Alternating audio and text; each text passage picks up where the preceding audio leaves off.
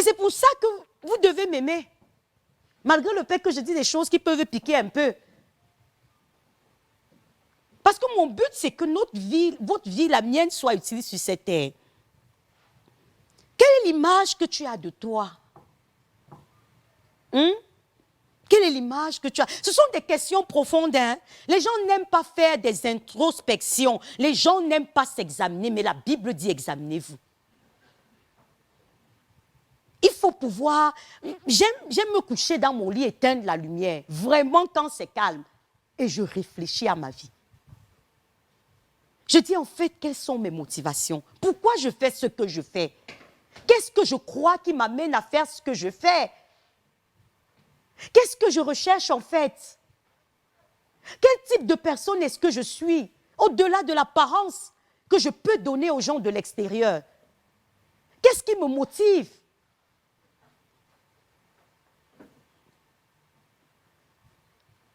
Ça m'amène à voir mes défauts. Les gens n'aiment pas ça, mais c'est bon. Ça t'aide à te bâtir. Ça t'aide à t'améliorer. Ça t'aide à changer. Ça t'aide à être ce que Dieu veut que tu sois. Il n'y a rien de mauvais à regarder, c'est à accepter que je suis mauvaise. Il n'y a rien de mauvais à accepter ça, que je suis envieuse, que je suis jaloux, je suis cupide. À partir du moment où tu acceptes ça pour faire un travail de changement. Parce que nous sommes nés avec la mauvaise nature. Écoutez, nous sommes nés avec la mauvaise nature. Et la mauvaise nature fait que le mal est attaché à toi. Et qu'il faut faire un travail conscient pour pouvoir se débarrasser de ce mal. Ce n'est pas parce que tu essayes de donner une bonne apparence aux gens que tu l'es nécessairement, non. Le Seigneur savait que nous étions mauvais. Et c'est la raison pour laquelle il a prévu des choses pour que nous en sortions. Jésus dit que si vous qui êtes si méchants, écoutez le qualificatif que votre Créateur vous donne. Et maintenant, c'est toi qui vas dire que tu es bon. Et dit, c'est vous qui êtes si méchants, c'est moi qui suis si méchante. Ça veut dire que la nature première de l'homme, c'est la méchanceté. Parce que nous avons hérité la mauvaise nature d'Adam.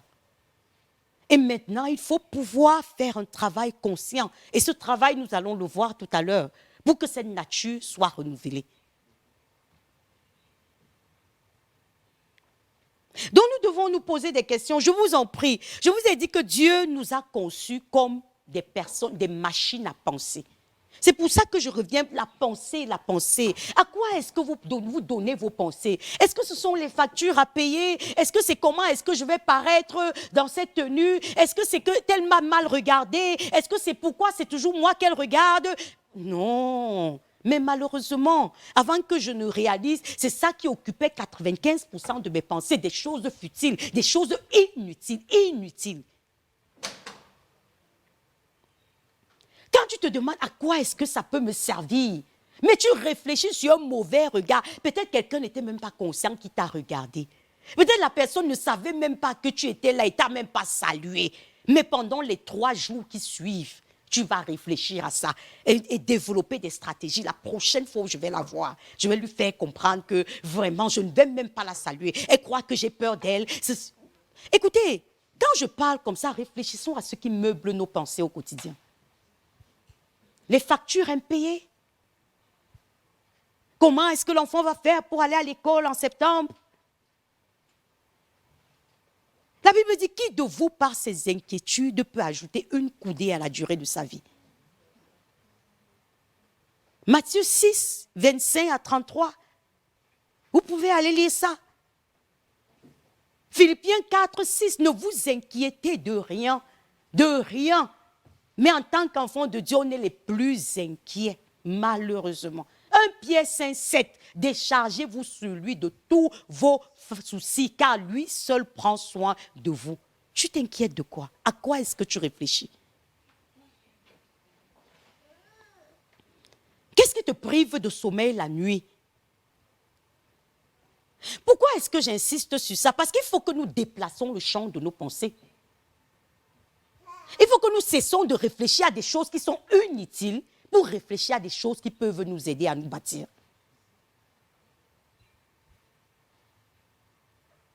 Ce qui est certain, c'est que l'inquiétude ne résoudra aucun problème de ta vie. Ce que ça va t'apporter, c'est le stress. Ce que ça va t'apporter, c'est les nerfs. Ce que ça va t'apporter, c'est la tension. Ce que ça va nourrir en toi, c'est la colère. Donc, autant mieux réaliser que tu dois accorder tes pensées à ce qui est utile pour toi. Et ce qui est utile pour toi, ce sont ces questions fondamentales. Quelle est l'image que Dieu a de toi? Toi-même, tu as une certaine image de toi. Est-ce que tu réfléchis à l'image que Dieu a de toi? Il y a des sujets de prière auxquels Dieu répond très vite. Je vous mets au défi d'aller faire ce sujet de prière à Dieu ce soir. Et que si quelqu'un prie vraiment comme ça et ne trouve pas de réponse je ne sais même pas si j'ai besoin, parce que j'ai déjà donné cet exercice aux gens que j'enseigne. Les gens sont revenus le lendemain avec la réponse aux prières.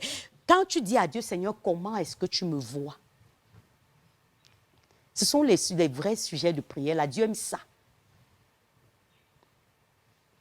Il ne tarde pas à te répondre. Il ne tarde pas. C'est rapide, c'est net, concis et précis. Faites cette expérience. Si tu as le souci de ce que Dieu pense de toi, si tu as le souci de ce que ton Créateur pense de toi, si tu as le souci de ce que celui que tu vas rencontrer à la fin de ta vie, après avoir fermé les yeux, parce que c'est lui que tu vas rencontrer. Pendant qu'on sera en train de partager tes vêtements, toi, tu seras devant lui, en train de lui rendre compte. Alors, c'est mieux de savoir dès à présent, ici et maintenant, ce qu'il pense de toi. Parce que ça te permet de corriger. Une fois de plus, je dis, ça te permet de corriger.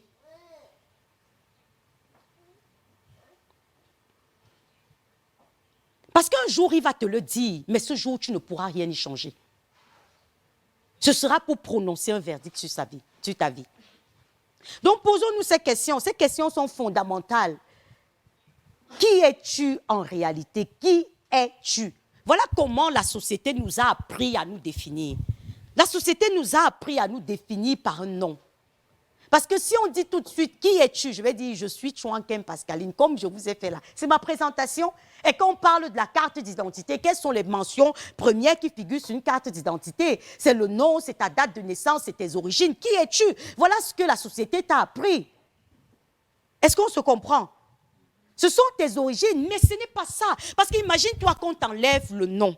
Supposons qu'aujourd'hui, on t'enlève un nom, le nom que tu portes. Tu deviens peut-être amnésique. On t'enlève le nom que tu portes. Tu ne te souviens plus de ta date de naissance. Tu ne sais même plus de quelle partie du pays tu viens, ou encore moins de quel pays tu viens. Tu ne sais plus où tu travailles. Est-ce pourtant que tu cesses d'exister? Mais la vérité, c'est que quand tu te défais de tout ça, tu as comme l'impression que tu as du mal à te retrouver. Parce qu'on t'a appris à te scotcher à quelque chose. Tu es tel de par ton nom. Tu es tel de par ta profession. Tu es tel de par tes accomplissements. C'est un beau, c'est un riche. C'est une belle fille, c'est un beau garçon. Un gars intelligent. Voilà les choses qui nous définissent généralement. On nous a appris à nous définir de cette façon. Mais maintenant, supposons qu'on t'enlève tout ça. Qu'est-ce que tu deviens? Nobody. Tu cesses d'exister. J'ai envie de donner 1 minute à chacun pour réfléchir un peu sur la question. Que si je mets mon nom de côté, indépendamment de mon nom, indépendamment de la famille dans laquelle je suis née, indépendamment des diplômes que j'ai eus à l'université, indépendamment du travail que je fais, indépendamment de mes frères et de mes sœurs qui m'appellent Pascaline, finalement, qu'est-ce qui me reste? Je suis qui? Quelqu'un peut répondre à ça? Hein? Vous pouvez répondre. Ok, d'accord. Ok, bon, moi je pense que je suis la plus belle chose que Dieu ait créée, tout simplement. Donc de toute sa création, je suis la plus belle. Ok. Donc le monsieur dit en fait qu'il est la plus belle création de Dieu. Mais ce que je voulais dire, ce que je voulais nous amener à réaliser ici, oui, monsieur, sort de sa réponse. C'est en fait que quoi? C'est en fait que quand on t'enlève tout ça, pour t'identifier, tu as besoin de Dieu. Est-ce que vous comprenez ça? Quand on t'enlève tout ce que la société t'a habillé avec là, pour que ta vie trouve encore un sens, tu ne mets pas Dieu là-dedans, c'est foutu. Vous comprenez ça? Parce qu'à ce moment-là, tu ne peux te situer que par rapport à un créateur. Tu ne peux plus te situer par rapport à une origine, à une profession, à un nom. Non, tu ne peux te situer que par rapport à un créateur. À quelqu'un qui t'a pensé et qui t'a conçu. Mais vous vous rendez compte? Mais ce que je voulais dire, ce que je voulais nous amener à réaliser ici, oui, monsieur, sort de sa réponse. C'est en fait que quoi? C'est en fait que quand on t'enlève tout ça, pour t'identifier, tu as besoin de Dieu. Est-ce que vous comprenez ça? Quand on t'enlève tout ce que la société t'a habillé avec là, pour que ta vie trouve encore un sens, tu ne mets pas Dieu là-dedans, c'est foutu. Vous comprenez ça? Parce qu'à ce moment-là, tu ne peux te situer que par rapport à un créateur. Tu ne peux plus te situer par rapport à une origine, à une profession, à un nom. Non, tu ne peux te situer que par rapport à un créateur. À quelqu'un qui t'a pensé et qui t'a conçu. Mais vous vous rendez compte que la société aujourd'hui nous donne de croire que surtout on peut vivre sans lui. C'est que quand on se dissocie de tous les attributs que la société nous a donnés, ce qui nous reste, c'est la personne de Dieu. Ce n'est qu'à lui qu'on peut s'agripper pour dire que c'est vrai, je ne sais pas qui je suis, c'est vrai, je n'ai plus de repères, mais au moins je sais que quelqu'un m'a pensé, m'a conçu, m'a voulu. Est-ce que vous comprenez? C'est la pensée est à la base de tout. Nos pensées sont à la base de tout. Pour dire une parole, pour parler devant vous comme je parle, est-ce que j'y ai réfléchi? Non, j'y ai réfléchi, certainement. N'est-ce pas? J'ai réfléchi à ce que je vais venir me tenir et vous dire. J'y ai travaillé pendant de longues semaines. C'est pour ça que je peux venir me tenir et vous dire quelque chose qui semble cohérent. Ça veut dire qu'à l'origine de toute parole, il y a une pensée. Souvent, on va te dire, la Bible va même jusqu'à dire, c'est de l'abondance du cœur que la bouche parle. Ce que ta bouche rumine, ce que ta bouche relâche, que tu en sois conscient ou non, c'est qu'il faut que ton cœur les rumine à un moment ou à un autre. À la base de toute parole, de toute action, parce que la pensée, la parole, l'action, l'habitude, le caractère, la destinée. Vous comprenez ça? Ce que je veux vous faire voir dans ce petit schéma, c'est qu'à l'origine, il y a une pensée. Tu peux faire des choses sans réaliser en fait que ce que tu fais démontre tes vraies croyances. Ta vie, c'est ce que tu crois. Qu'est-ce que tu crois? Parce que notre défi cet après-midi, c'est que nous sortions d'ici en pensant de la bonne façon. C'est pour ça que je reviens toujours sur ça. Penser. Ta destinée se forge d'abord par la pensée que tu as. Qu'est-ce que tu crois? Est-ce que tu crois que tu peux vraiment être autonome? Est-ce que tu crois qu'à la base de ta vie, il y a quelqu'un? Est-ce que tu crois que cette personne-là a un plan de vie pour toi? Est-ce que tu crois que cette personne s'intéresse même à ta vie? À la base de toute destinée, nous sommes tombés d'accord sur le fait que nous voulons accomplir notre destinée. Je ne veux pas partir de cette terre avec un 0 sur 20 devant Dieu. Parce qu'il y a des gens qui ont des 20 sur 20, on lit ça dans les programmes des obsèques chaque jour. Quand tu vas à un enterrement, on va te lire la biographie. Il était marié. Père, souvent même, certains se définissent par le nombre de leurs enfants. Plus tu as d'enfants dans certaines régions du pays, plus tu étais un homme important. Non, le gars, c'était un vrai gars. Dans d'autres parties, on se définit par la qualité de sa carrière. On va te citer le nombre d'entreprises et de réalisations, d'Oscars et de médailles qu'il a eues, chevalier de l'ordre de la valeur, décerné par le président de la République. Et on lit les titres là de façon pompeuse et tapageuse pour dire que voilà quelqu'un qui a vécu sur la terre.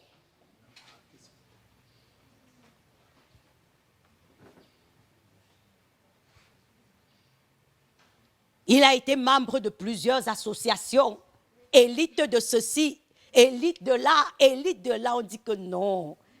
Qui me donne celui-ci pour père?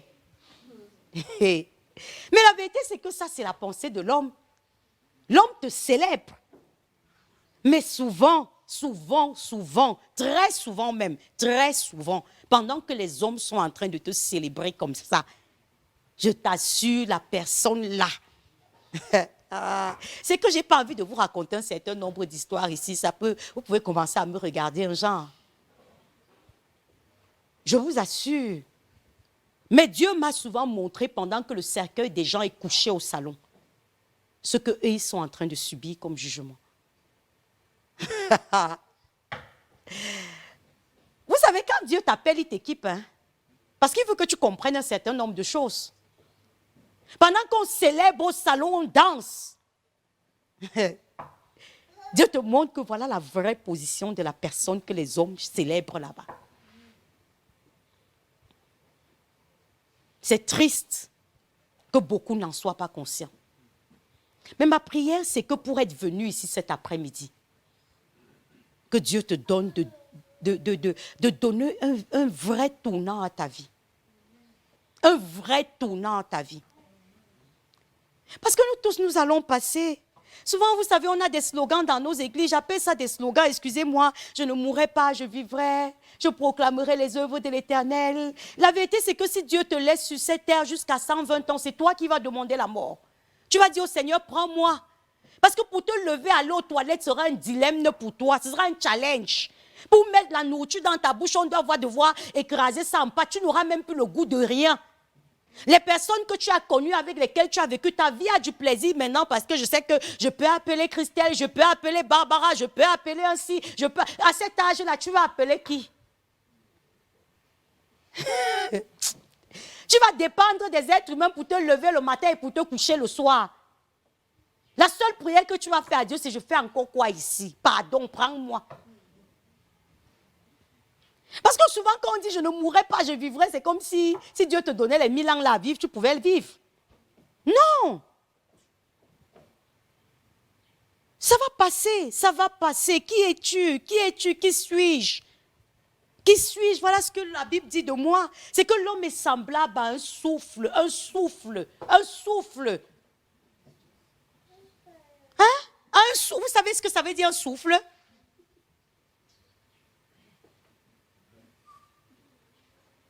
La brièveté de la vie, tu es un souffle.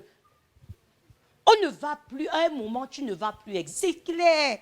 Pourquoi c'est compliqué à comprendre? Que tu es en train de passer, que tu passes même très brièvement. Voilà ce que la même Bible dit encore, après avoir dit que tu es semblable à un souffle. Jacques 4, voilà ce que la Bible dit encore. La vapeur. Je crois que chaque femme ici connaît la brièveté de la vapeur. Tu ouvres la marmite comme ça te brûle, mais tu ne peux même plus voir. À peine c'est, pop, pop, un instant, pop. Voilà ce que la Bible dit de toi. Et vous croyez que vous pouvez venir dans un tel contexte où le temps que tu as à passer est si court et tu blagues? Vous croyez vraiment que c'est sérieux de s'amuser avec sa vie? C'est sérieux de vivre sans réfléchir aux véritables enjeux, sachant que tu es comme de la vapeur? Non. Ma prière vraiment, c'est que cet après-midi, c'est que tu réalises ces choses. Et que tu fasses ce qui est nécessaire pour cadrer tes pensées. Pour donner un vrai sens à ta vie. Si tu blaguais encore, qu'à partir de cet instant, tu cesses de blaguer. Parce que la vie ne te fera pas de cadeau, malheureusement. C'est bref, c'est rapide, ça va vite. Ça va très, très vite, très vite. Voilà des réflexions qui fondent nos pensées de chaque jour. Tes résultats sont le fruit de tes réflexions. Tes résultats sont le fruit de tes réflexions. Car lequel d'entre vous, s'il veut bâtir une tour, ne s'assied d'abord? Ici, c'est le Seigneur Jésus qui parle. C'est ton Créateur qui parle. Ça veut dire que lui, le Seigneur, pour créer le ciel et la terre, pour créer les poissons de la mer et les animaux du ciel, de la terre, pour créer les étoiles, la lune et tout ce qui va avec, pour créer cette œuvre gigantesque. La nature est impressionnante. Le nombre des animaux, la diversité des poissons dans la mer est impressionnante. Moi, je regardais souvent National Geographic à l'époque et j'étais toujours impressionnée. Ce sont des chaînes qui t'amènent à comprendre comment Dieu est grand. Mais le Seigneur te donne le secret par lequel il a pu réaliser ces choses impressionnantes. Il a dit qu'il s'est assis. Il dit que personne, s'il veut faire quelque chose de vrai, d'intéressant, ne s'assied d'abord. S'asseoir, c'est pour faire quoi en fait? Parce qu'on nous a appris à nous activer. Le psaume 127, le verset 2 dit qu'en vain vous levez-vous tôt matin et vous couchez-vous tard le soir pour manger le pain de douleur. On a appris aux hommes à s'activer. Mais les gens qui font de véritables réussites sont ces personnes-là qui peuvent s'asseoir d'abord et penser. Si toi, tu veux réussir ta vie, si tu veux réussir ta destinée, si tu veux que ton passage sur cette terre soit celui que ton Créateur a prévu pour toi, je crois que tu es en train de faire la bonne chose cet après-midi. C'est que tu es assis. C'est que tu es assis. S'asseoir d'abord. S'asseoir pourquoi? Il faut s'asseoir. Il faut s'asseoir. Et réfléchir. Voilà ce que Proverbe 16, 20 dit. Celui qui réfléchit sur les choses trouve le bonheur. Nous tous, nous cherchons le bonheur. L'homme est en quête du bonheur. Réfléchissez à pourquoi vous faites tout ce que vous faites. Pourquoi? C'est parce que vous voulez trouver le bonheur, vous voulez être heureux. Tu te dis que le jour où je serai capable de payer toutes mes factures et de m'offrir tout ce que je veux, je serai heureuse. Le jour où je serai capable de voir tous mes enfants réussir, je serai heureuse. Le jour où je serai capable de construire un duplex, une maison où je peux m'abriter et ne plus réfléchir au loyer, je serai heureuse. Mais ici, on ne te dit pas que c'est en faisant toutes ces choses que tu trouves le bonheur, on te dit que c'est en réfléchissant. Ici, c'est le roi Salomon qui parle.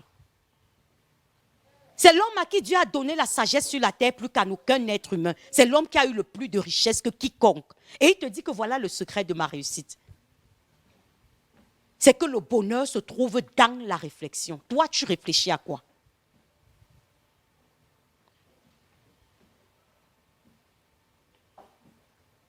Tu réfléchis à quoi? À comment bien tacler? À comment? Parce que les gens réfléchissent pour mentir. Les gens réfléchissent pour duper les autres. Et ils réfléchissent beaucoup et même bien. Les gens réfléchissent pour se faire passer pour ceux qu'ils ne sont pas. Mais toi, tu réfléchis à quoi? Tes résultats sont le fruit de tes réflexions. Qu'est-ce qui te nourrit? Qu'est-ce qui te nourrit? Parce qu'on se laisse nourrir par n'importe quoi. Aujourd'hui, quand on regarde le temps que les gens passent dans leur téléphone pour regarder la prostitution, le sexe, l'immoralité et tout ce qui va avec, tu te dis, en réalité, est-ce que tu as compris même que ce sur quoi tu réfléchis, c'est ça qui va te donner un résultat à la fin de ta vie? Tous nos moments de distraction, c'est dans le téléphone. On se lève le matin avec, on se couche le soir avec. En milieu d'après-midi, on est avec. Pour en faire quoi? Pour voir des choses qui ne nous servent à rien. Ou alors, non, même pas qui nous détruisent. En fait, parce que tout ce que tu reçois a un impact sur ta vie, que tu en sois conscient ou non. Soit ça t'élève, soit ça t'abaisse. Soit ça te rapproche de Dieu, soit ça t'éloigne de Dieu. Parce que la vérité, c'est que supposons que Dieu soit à ce mur. Plus je me rapproche d'ici, plus je m'éloigne du péché. C'est clair. Donc tout ce que tu écoutes, soit ça te rapproche de Dieu, soit ça t'éloigne de Dieu. Et il n'y a aucune activité que tu mènes qui soit inutile. Non, ça forge quelque chose en toi. Ça te bâtit. Parce que la preuve, c'est que cet après-midi, tu pars d'ici étant différent.